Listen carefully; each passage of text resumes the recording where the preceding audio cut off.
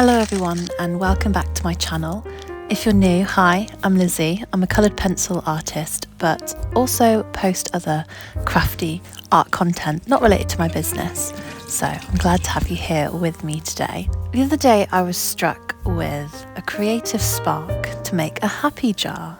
So if you don't know what that is, it's a jar where you write down all of the happy moments you experience, little moments from your day that have made you smile, whenever you've felt content, your accomplishments, or moments of gratitude.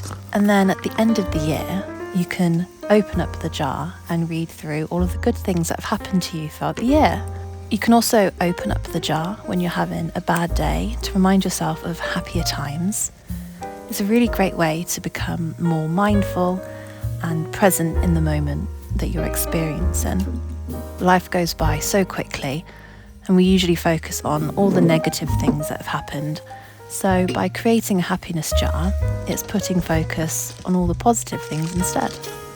This here is my box of resin stuff, and I remembered I had these beautiful pressed flowers that I hadn't opened or used. I've had them for so long. It's also been literally forever since I've done anything resin related. So I really wanted to use them and make a little piece of artwork for the lid.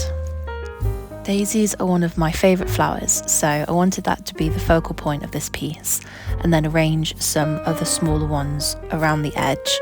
Lots of foliage as well, so I'm just picking out flowers here that are speaking to me. I didn't have a colour scheme in mind, but I ended up with pinks and yellows, which are colours that invoke happy feelings anyway, so I guess that worked out really well in the end, considering this is a happiness jar. This video isn't really a tutorial of what I'm doing. It is very much more of a watch me make, watch me resin type video. But I will say, when you are working with resin, make sure that you're wearing a mask and you're also working in a ventilated area. The glitter is so pretty. I definitely wanted to use some to add a little bit of depth to the piece. And it also helps as well that the colour shift on this is pretty spectacular. Obviously it's champagne gold on the top, and then the colour shift sort of goes into like a bluey silver sort of colour. Sometimes a bit of yellow comes through, other times a bit of green, and it's really pretty. Really difficult to capture on camera, so you're just going to have to believe me on that one.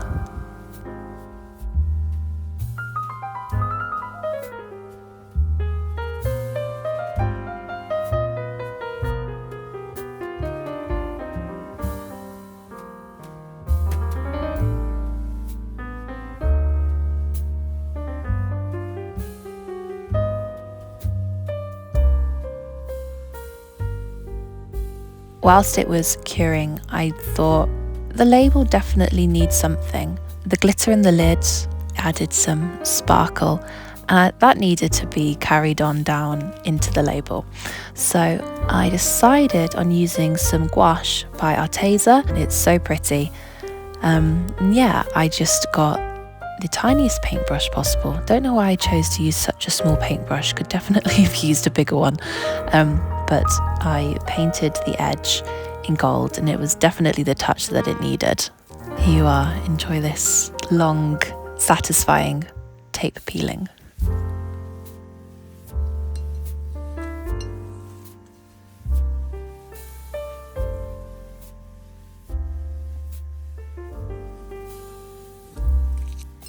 I, like Jenna Marbles, also have the Too Much gene, and I needed to do just one more thing with the label, and that was to put some super wide packing tape over it. Not only does it sort of make it look like it's been laminated, but it would also protect the gouache on the edge anyway. So yeah, definitely glad that I did this, and this is what it looks like.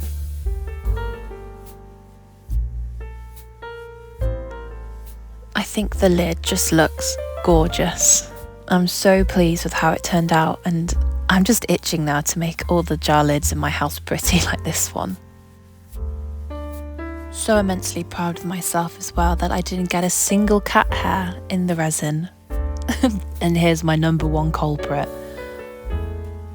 The last step was to make some little note cards to write the happy moments on, and for this I dove into my coloured cards that I used to use for study notes way back in the day. I'm such a hoarder, and there was absolutely no way that I was going to let these go, and I'm glad I didn't throw them away because they're such pretty colours and they turned out pretty spectacular. Okay, so my too much gene hit in again, and I decided to make a little note card holder that I could tie around the jar, so I've got the note cards always on hand. I could very easily have just put them in a little container, like a little tin, but look how cute this looks. I cut these little details from all the scrap labels that weren't the right size, and I think it just looks so pretty. I didn't end up using the H and the M, but I just used these little sparks, little petal details, don't know what you want to call them. And then for some reason my phone didn't record me hole punching the back, but there we go. This is the little holder tied onto the jar with some ribbon.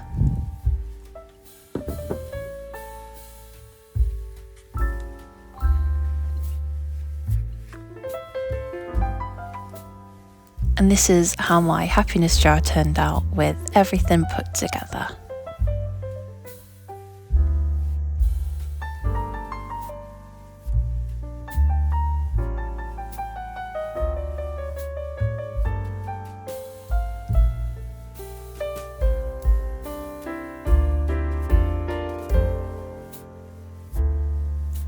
Now I'm going to write my first happy moment of 2024, and it was a little one.